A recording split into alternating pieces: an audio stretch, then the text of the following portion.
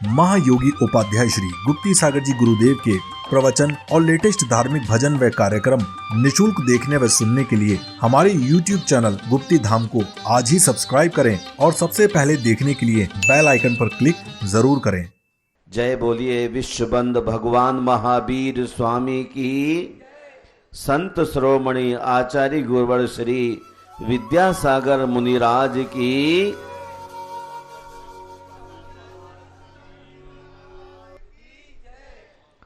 धर्म स्नेह बंधुओं, श्रमण संस्कृति के सम्राट भगवत तुल्लाचार्य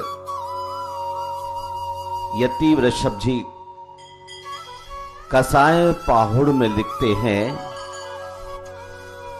दानम पूजा शील मोवासो चेदी चौभ्यो सावय धम्मो।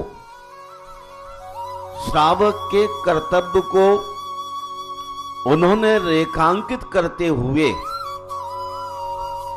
जीवन की उन मौलिकताओं को प्रकट किया है। उन मौलिकताओं का मूल्यांकन करने की आज जरूरत है। एक जमाना था,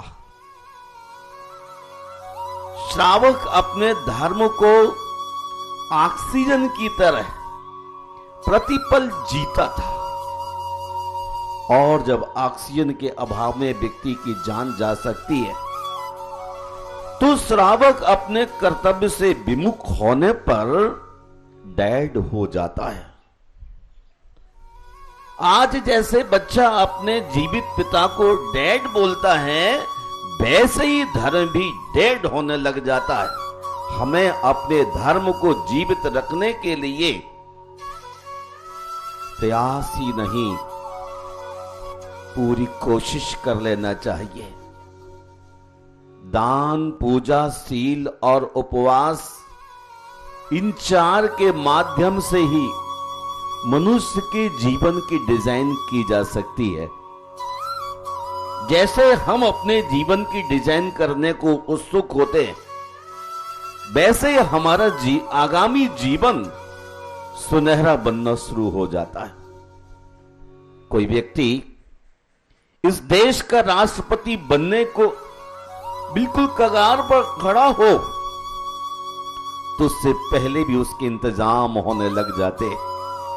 तीर्थंकर गर्भ में आने के 6 महीने से पहले धरती पर रत्नों की वृष्टि होने लग जाती, और यदि वह तीर्थंकर गर्भ में होते हैं या कहिए उस वक्त नरक की भूमि पर भी हैं, तो उनके परितः वज्र कपाट लग जाते।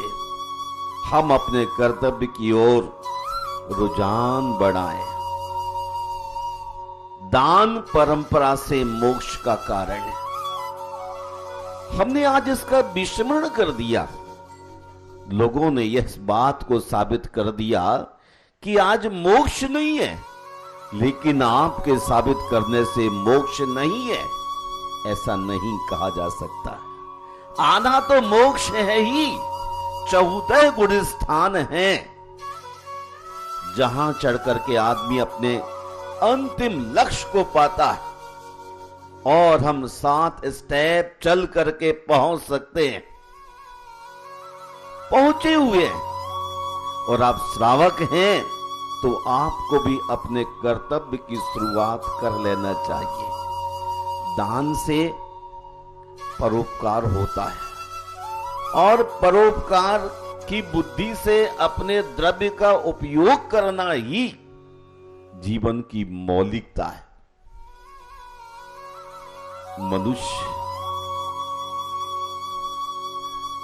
थोड़ा भी संचय करता था एक जमाने में, तो भी वह दान निकालता था। उपनिषद में लिखा है, तेन त्यक्तेन भुक्ति था, त्याग पूर्वक भोग करना। हिंदू संस्कृति में भोजन करने से पहले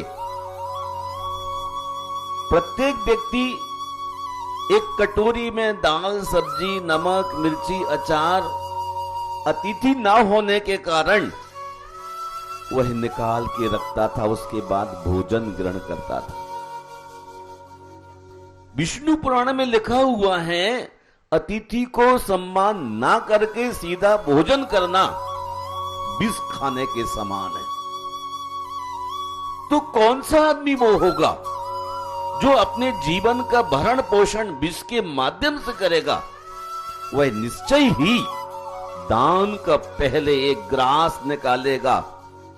भरत चक्रवर्ती को देखते हैं, जो 6 खंड के अधिपति थे, सागर तक धरती के स्वामी थे, लेकिन मुनियों की आहार बेला के पूर्व वह हाथ में कलश लेके पड़गाहन करने को निरंतर खड़े होते थे। आकाश मार्ग से कोई चारण रद्दीधारी मुनि का आगमन हो जाए, इस बात का कभी कोई अंदाज नहीं होता था। और वह आहार बेला के समय खड़े होते थे। मैं आपसे कहना चाहता हूं कि दान परंपरा से मोक्ष का कारण है। भरत चक्रवर्ती जैसे व्यक्ति भी दान के लिए अग्रसर होते थे। आहार दान से बड़ी कोई धरती पर चीज नहीं थी।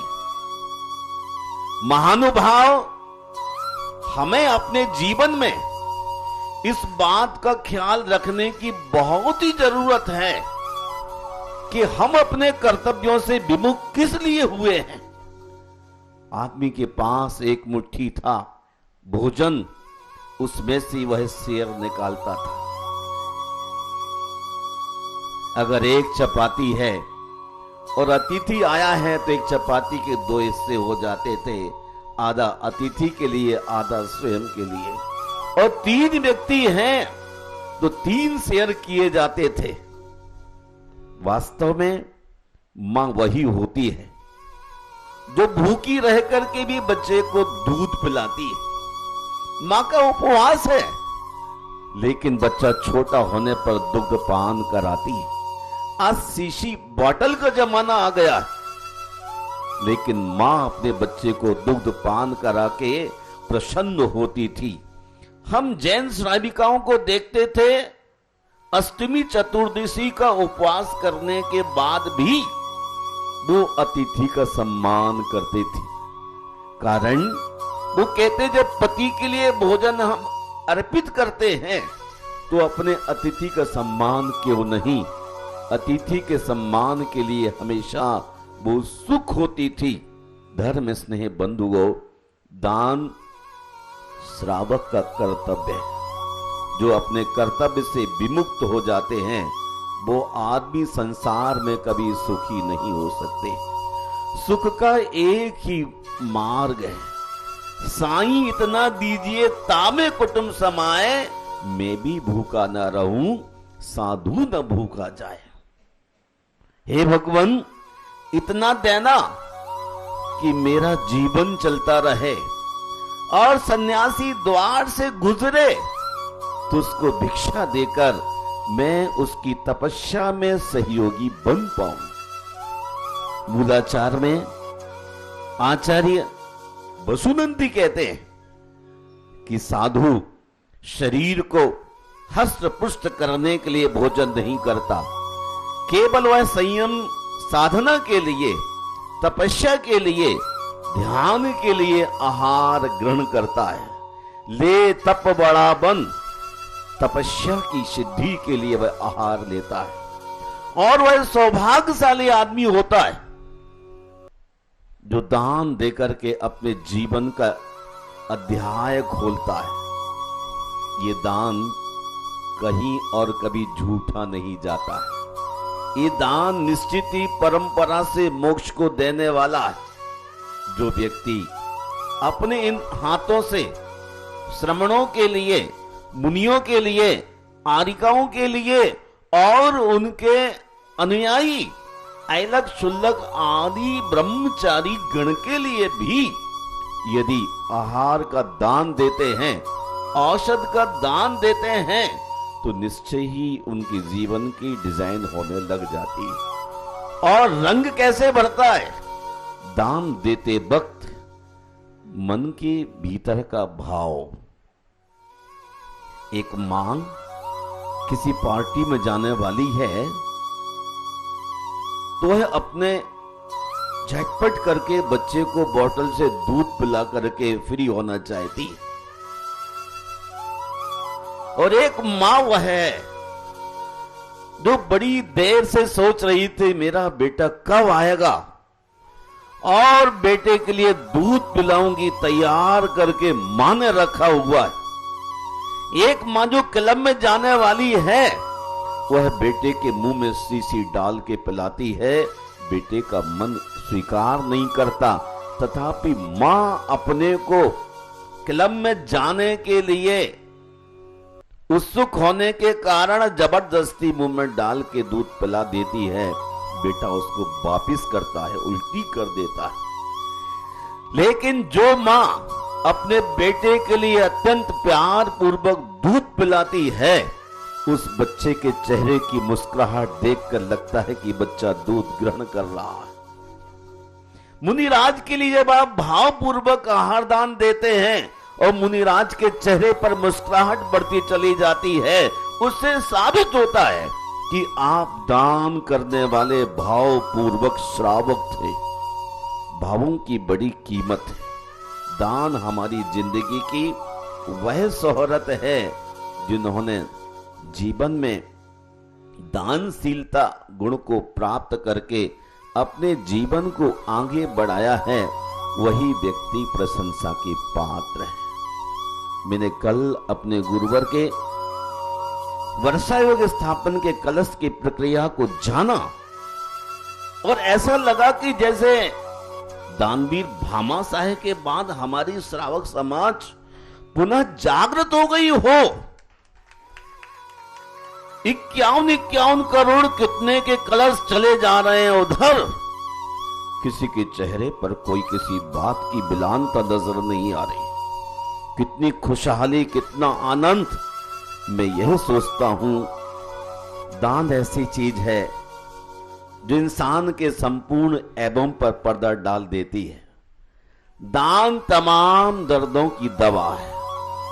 आज कोई सच्चे देवगुरु शास्त्र के क्षेत्र में प्रवृत्ति होती है, आपको सबसे आगे रहने की जरूरत है। महानुभाव, श्रावक के जीवन के दो ही तो कर्तव्य हैं, खास करके दान और पूजा।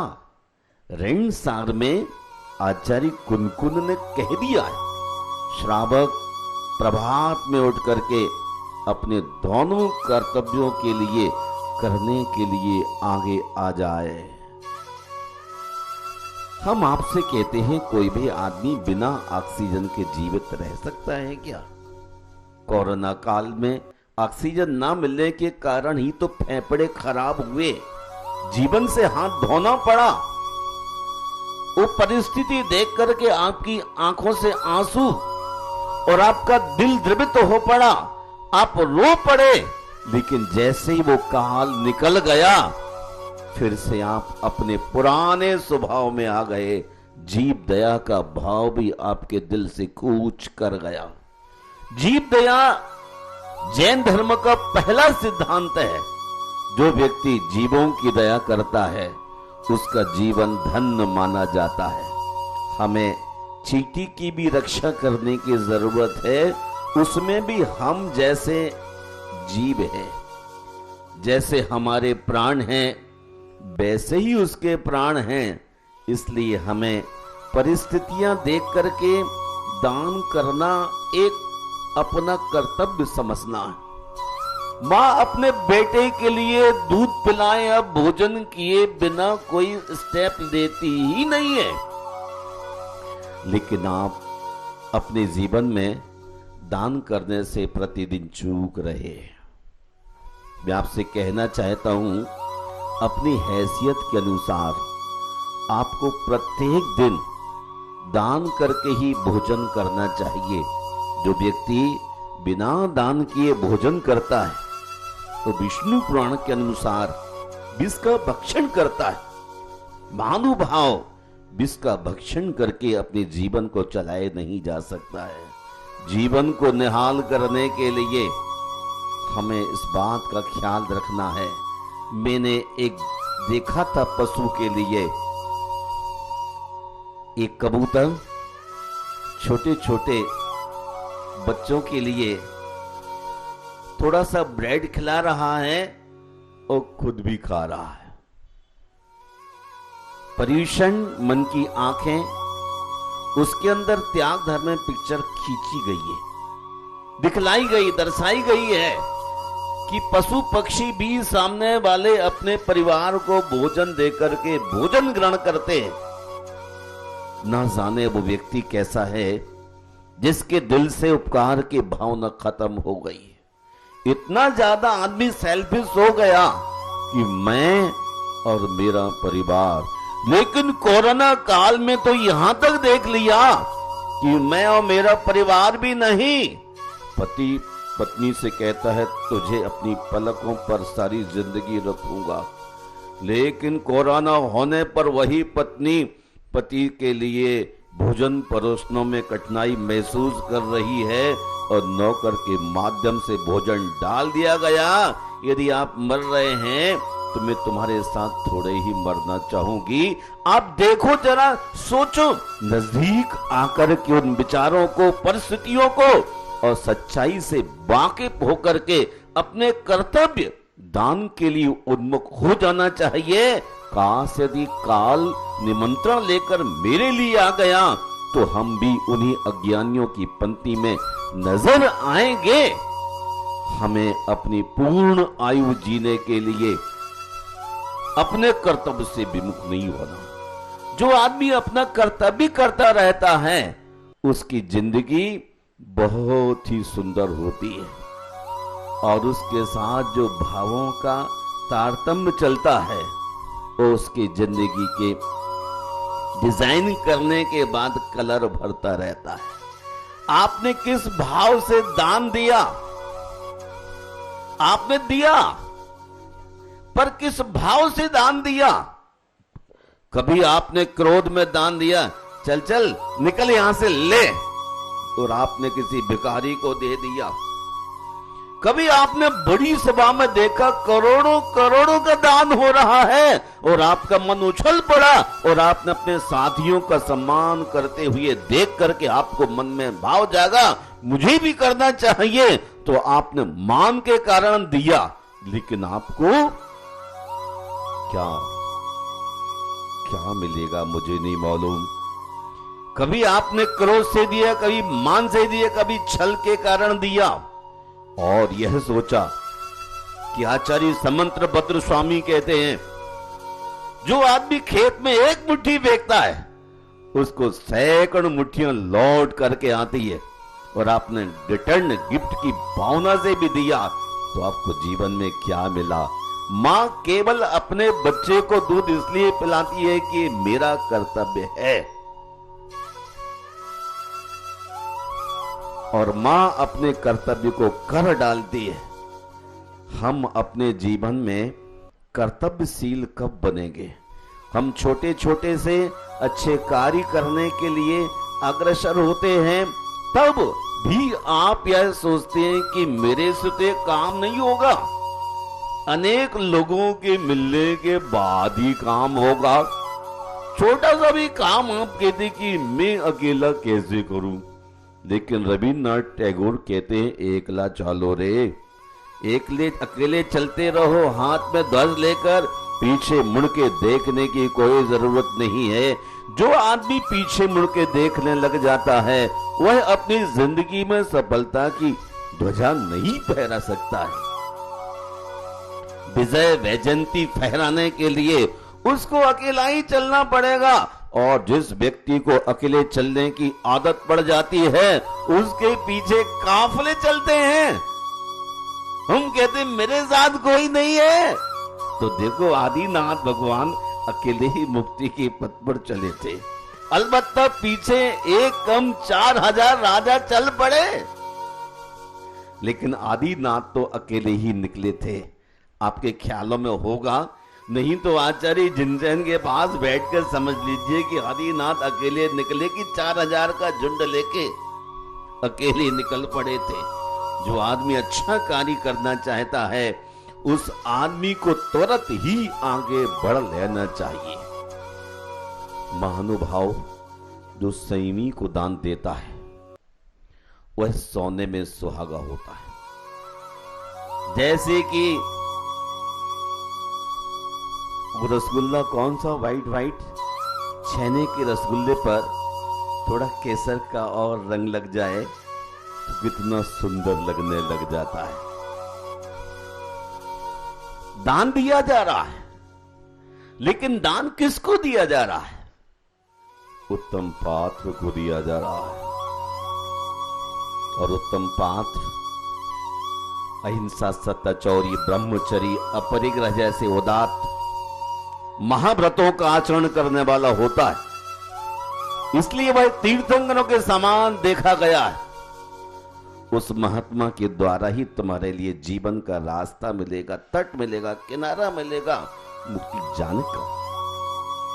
हम उनके चरणों में बैठ जाएं और अपने जीवन के कल्याण की शुरुआत कर लें।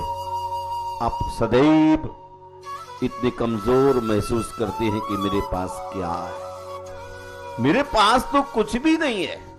और जब आदमी की नेगेटिविटी बढ़ जाती है तो धीरे धीरे प्रमोशन की जगह डिमोशन होना शुरू हो जाता है। मेरे पास कुछ नहीं है, मेरे पास कुछ नहीं है। तो मैंने बड़े बड़े लोगों को दिखा है जो हजारों हजार करोड़ के आसामी हैं, उनके मुख पर आकर के मक्खियां बैठने लग जाती हैं। उन मक्खियों को हटाने को एक प्यून की जरूरत उसके परिवार को महसूसने लग जाती है। इन आंखों से दिल्ली भारत की राजधानी है, मैंने देख लिया। जो व्यक्ति नेगेटिविटी से भर जाता है उसकी जिंदगी 1% की नहीं रह जाती है। जो अपना कर्तव्य नहीं कर सकता है, दूसरों का उपकार कैसे कर सकता है? क्या वह अपने परिवार का पालन पोषण कर सकता है? क्या उसका बहुत बड़ा सुंदर फार्म हाउस है, वहां जाकर के एक एक फूल का, एक एक पत्ती का ध्यान दे सकता है? नहीं दे सकता है। जिस व्यक्ति को अपना भी ख्याल ना हो कि नाक से नाक बह रही है, चेहरा गंदा हो गया है, झुर्रियां बढ़ रही हैं, वो दूसरे की जिंदगी को गुलजार नहीं कर सकता है। रोता आदमी सामने वाले व्यक्ति को हंसा नहीं सकता है।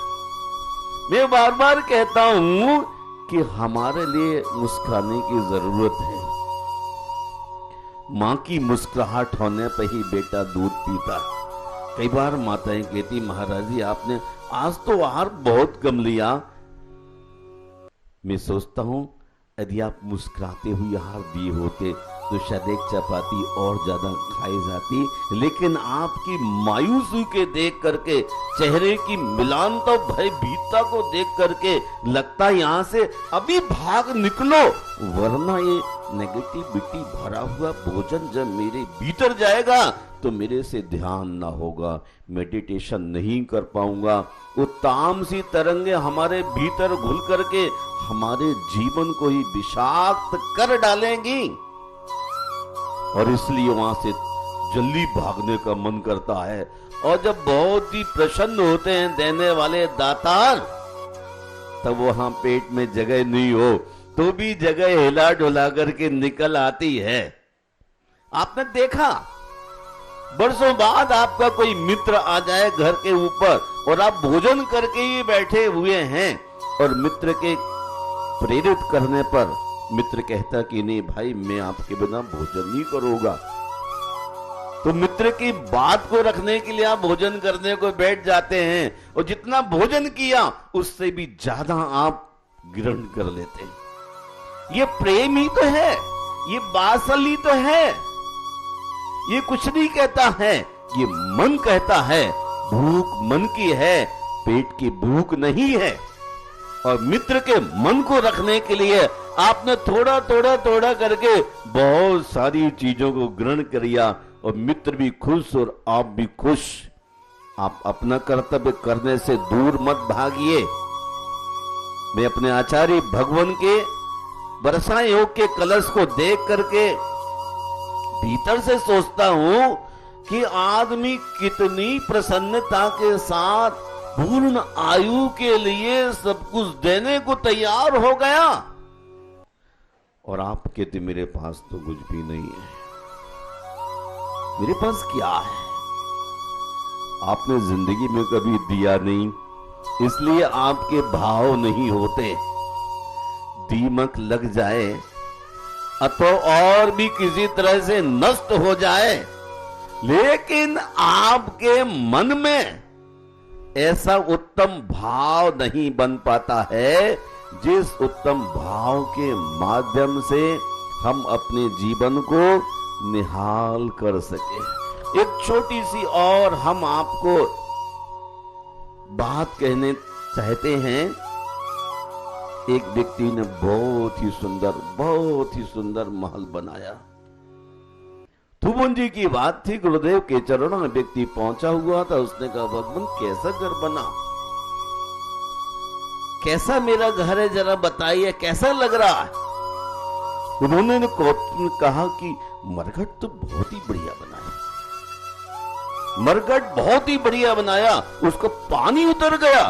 बोला मरघट में सारी जिंदगी का धन लगा दिया और आप मरघट कहते हैं? बोले हां, जहां आदमी मरे उसका नाम मरघट।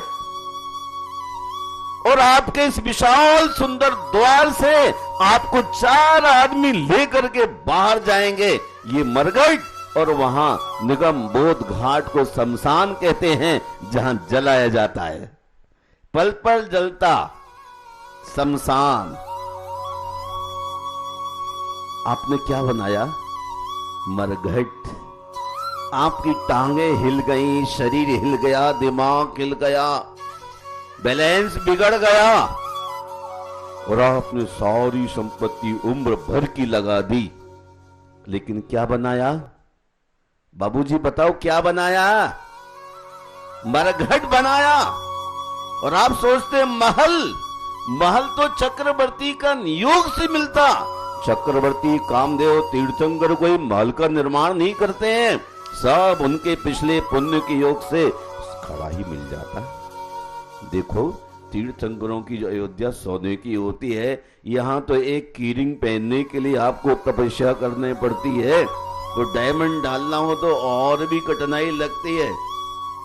हम तीर्थंकरों के, चक्रवर्तियों के, कामदेव के, बलभद्र के, नारायण के, प्रति नारायण के पुण्य को तो जरा झांकने की कोशिश करें। उनका पुण्य सम्यक दर्शन के कारण से विराट था। आपकी झोली में कोई दर्शन नहीं, सम्यक नाम की कोई चीज नहीं। आप तो मिर्जापुरी हैं, एक पल में आओ दूसरे पल में वहां। जो आदमी एक पल में यहां दूसरे पल में वहां पर होगा, वो कुछ नहीं पा सकता है। आपको एक का ध्यान रखना होगा, एक के साथ रहना होगा, वरना किसी दिन नदी में डूब जाएंगे तो बचाने वाला कोई भी आपको नहीं आने वाला है। आप कहेंगे राजू भैया बचाओ, फिर दूसरे को कहने भैया गोदा भैया बचाओ, न गोदा भैया आएंगे न राजू भैया आएंगे, और आप चले जाएंगे बहते हुए नदी के अंदर। काम खत्म हो लेगा। और एक आदमी पर जैसे भारतीय नारी विश्वास करती है कि मेरा पति तो एक ही है, तो मरते दम तक उसका पति औरत लंगड़ी हो जाए, अंधी हो जाए, कमर टूट जाए, शुगर हो जाए, खोखली हो जाए, तो ये पूरी उम्र निभाता है। ऐसा आप कर सकते हैं? नहीं कर सकते ना। जब से आपने पश्चिमी संस्कृति से अपने को जोड़ लिया, तब से तो आपका दिल ही बदल गया। आप अपने कर्तव्य दान को भूल गए। सुबह उठते हैं और ब्लैक टी पीते हैं, कोई ग्रीन टी पीता है, लेकिन ब्लैक टी और ग्रीन टी पीने के पहले अपने प्रभु के चरणों में आते हैं सेवा के लिए। क्या आते हैं? वो लोग सौभाग्यशाली है जो अपने प्रभु की उपासना करने के बाद ब्लैक टी, ग्रीन टी और भी कुछ भी लेते हो, लेकिन अपने परमात्मा की पूजा, सेवा, उपासना करने के बाद, एक मुट्ठी दान निकालने के बाद, हम अपने शरीर के लिए वो चीज प्रदान करें जो हमारे शरीर के लिए सुंदर बना सके। धर्म स्नेह बंधुओं, धन उसका नहीं जिसके पास है, धन उसका है जो उपयोग करना जानता है। हमें अपनी जिंदगी को बहुत सुंदर बनाना है। आपसे कहूं, 22 अगस्त रक्षाबंधन के दिन जहां 700 मुनियों का उपसर्ग दूर हुआ था, ऐसे दिन हम इस मंदिर का फाउंडेशन करने का मन बनाए। अब मुझे ये देखना है कि मां अपने बच्चे के लिए दूध के लिए दाम रख पाती है कि वह मां कहे बेटा मेरे पास तो दूध को दाम भी नहीं है। तो मां नहीं समझी जाती जो कहती बेटे मेरे पास तो कुछ भी नहीं है। मां अपने शरीर को ही बेचने को तैयार होती है। मां अपना कलेजा निकाल करके देने को तैयार रहती है। उसे अपने कलेजे की कीमत भी बेटे की खुशी है। और आप सोचते हैं कि मैं खुश हूं, बाकी से क्या लेना। ये तो पश्चिम की संस्कृति है। हमारी देश और समाज की संस्कृति ये है कि सब परिवार प्रसन्न है, पूरा वृक्ष खुशहाल है। नीचे की एक एक पत्ती की छटाई करते हैं, एक एक पत्ती की मिट्टी को हटाते हैं और उस पर आने वाले सुमन कितने सुंदर लगते हैं, उस पर लगने वाले फल कितने सुहावने लगते हैं। और मन कैसा मन सुमन हो जाता है। आज क्या आप अपने मन को सुमन बना के चलने की कोशिश कर पाएंगे? पूरी उम्र आपने जोड़ा है और आपके यहाँ श्रेष्ठ से श्रेष्ठ अतिथि आ जाए तो आप 4 कदम चल करके उसकी व्रत करने के लिए चक्रवर्ती की तरह चलेंगे क्या? चलना ही चाहिए, वरना अपनी अगली जिंदगी की डिजाइन नहीं कर पाएंगे और कलर भरना तो बहुत ही दूर रह जाएगा। फिर आप दौलत होने के बाद भी दलितों की तरह धरती पर पड़े रहेंगे, कोई भी आपको नहीं पूछने वाला है। दौलत होने के बाद दलितों की तरह ही पड़े रहेंगे, क्योंकि आपके शरीर के अंदर अनेक बीमारियां आ जाएंगी। उसे कौन वक्त देगा? मुस्कुराते हुए व्यक्ति से तो मिलने का मन करता है, रोते व्यक्ति से तो कोई मिलना ही नहीं चाहता है। जो बिल्कुल कृपण हो उससे कौन दोस्ती करेगा? आप भी फ्रेंड्स उसी को बनाते हैं जिसके पास कार बड़ी होती है, कोठी बहुत ही अच्छी होती है, क्यों ना भाई साहब? बड़ी कोठी होने पर ही बड़े लोग दोस्त होंगे। अरे चक्रवर्तियों के चरण में जाओ, तीर्थंकरों के पादमूल में जाओ, इससे बड़ा तो कोई भी आदमी ना मिलेगा। उनकी संगति करने से निश्चय ही हमारे जीवन का विकास हुए बगैर रह नहीं सकता है। इस श्रद्धान हमारे मन में होना चाहिए। आपका समय हो गया है और मैं आपसे कह देना चाहता हूं कि आज से ही आप तैयारी कर लें अपनी जिंदगी को सजाने की, अपनी अगली जिंदगी का डिजाइन करने की, कलर भरने की। आप जब भी मंदिर में आए और आप थोड़ा भी दान लेकर के आए, चाहे एक मुट्ठी मक्का भी लेकर के आए हैं, तो ये बहुत ही प्रसन्न मन से चढ़ाने के लिए आना चाहिए। यहाँ का वहां ट्रांसफर करने से कोई पुण्य का बंद नहीं होने वाला है, कोई आपको परंपरा से मोक्ष नहीं मिलने वाला है। जब भी मोक्ष मिलेगा तो द्रव्य भेंट करने से और उत्तम भावों के माध्यम से ही हमारे लिए पुण्य बंद होने वाला है। 22 तारीख को होने वाले संकटहरण भगवान पार्श्वनाथ के जिन मंदिर के फाउंडेशन में मैं समझता हूं व्यक्ति के लिए सोने चांदी डायमंड की ईंटें लगा करके अपने जीवन की डिजाइन कर लेना चाहिए। और यदि रोते रहे तो आपकी उम्र घटती चली जाएगी और आप निश्चित ही बीमार पड़ते चले जाएंगे। कोई व्यक्ति आपसे कहेगा और आप अपना मुंह छुपाने के लिए एक रुमाल डाल लेंगे। रुमाल तो वैसे ही लग गया नाक के ऊपर, पट्टा चढ़ गया आपको। अब आपकी असलियत का भान नहीं हो सकता है। असलियत का भान तो उसी वक्त होता है जब नाक का वस्त्र उतर जाता है। एक व्यक्ति ने कहा कि भैया नाक कट गई, अब बाजार में क्या पहचान होगी। मैंने कहा पैदा होती नाक कटी थी उसकी, तो अब बचा क्या उसका। आपकी शर्म ही चली गई। जिस व्यक्ति ने जिंदगी में कुछ प्रेम नहीं सीखा, दूसरे के बच्चे से प्यार नहीं सीखा, उन व्यक्तियों के बच्चे भी नहीं होते हैं। बहुत साइंटिफिक बात है। जब सामने वाले व्यक्ति से प्यार होता है तभी सब कुछ चीजें फलत हो सकती है। एक एग्जाम्पल देके समाप्त करता हूं। एक वेश्या थी नारी, मां थी, लेकिन बहुत सुंदर थी, तो नगर के लोगों ने उसके लिए नगर बधू बना दिया, पैसे का रूप दे दिया। उम्र बढ़ती चली जा रही है, रूप खिलता जा रहा है, उसके चाहने वाले अनेक हैं। एक रोज उसके मन में भाव जागा, मैं मां थी लेकिन मेरे यहां संतान नहीं हुई, और वो मातृत्व को देखना चाहती थी। एक रोज वो सड़क से गुजर रही थी और एक महिला अपने आगोश में एक सुंदर से सुंदर बच्चे को लेकर के चल रही थी। उस सुंदर बच्चे को देख करके उस वेश्या के स्तन से दूध की सैंट निकल गई। उस वेश्या के स्तन से दूध की सैंट निकल गई, और दूध की सैंट निकलने का कारण क्या था। उसके मन में मातृत्व भाव जागृत हो गया, प्रेम उबल गया। बिना प्रेम के मां के अंदर दूध नहीं आ सकता है। जिन माताओं के दूध नहीं है उसका मतलब उसको बच्चे से प्रेम बिल्कुल नहीं है। दान वही होता है जब प्रेम प्रकट होता है।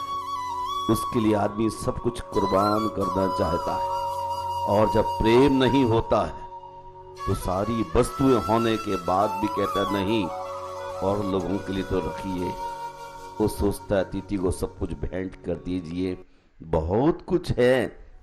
भोगो दानम, दान देने वाले आदमी के भोग की कभी कमी नहीं होती है। आप ये मत समझिए यदि एक चिड़िया एक चौंच नदी का पानी ले जाए तो नदी खाली नहीं होने वाली है। एक किसान यदि 4 घड़े नदी का पानी ले ले तो नदी खाली होने वाली नहीं है। कुएं से 10 टंकी पानी निकाले तो कुआं खाली होने वाला नहीं है। लेकिन एक कमसिन मन, कमजोर मन, पापी मन ये सोचता है मेरे पास कुछ नहीं बचेगा, मैं क्या करूंगा, मैं क्या करूंगा।